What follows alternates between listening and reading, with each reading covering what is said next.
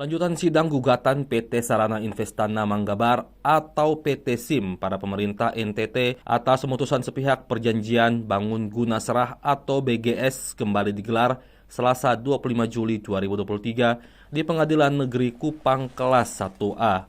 PT SIM menghadirkan saksi ahli, yakni Hendri Julianor, doktor di Departemen Hukum Administrasi Negara Fakultas Hukum Universitas Gadjah Mada.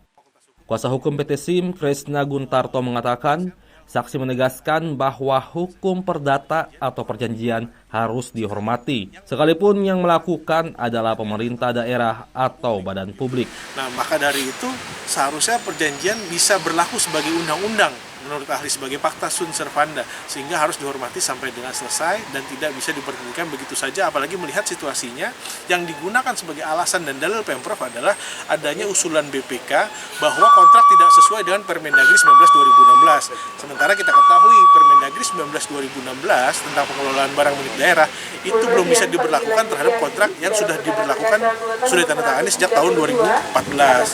Nah, maka dari itu masih mengacu pada Permendagri 17 tahun 2007 tentang pedoman teknis pengelolaan barang milik daerah. Akan tetapi di Permendagri yang tahun 2007 itu belum mengatur secara spesifik mengenai pembatalan perjanjian. Nah, maka dari itu tetap kembali kepada perjanjiannya. Jika perjanjiannya tidak juga mengatur secara spesifik, kembali ke KUH Perdata. KUH Perdata bilang bahwa pembatalan perjanjian hanya bisa dilakukan di muka hakim di pengadilan. Sementara hingga saat ini Pemprov hanya memutus sepihak tanpa mengajukan gugatan ke pengadilan gitu. Itu tanggapan dari kuasa hukum Pemprov sendiri seperti apa, Bang? Terkait dengan saksi ahli yang dihadirkan. Tadi Pemprov sendiri sih ya berusaha masuk ke fakta ya soal pengosongan barang, pengusakan barang yang mana ahli tidak mengerti, dan itu kami sayangkan juga. Terutama tadi kuasa hukum Flobamor juga menolak karena pendapat ahli hanya analogi-analogi.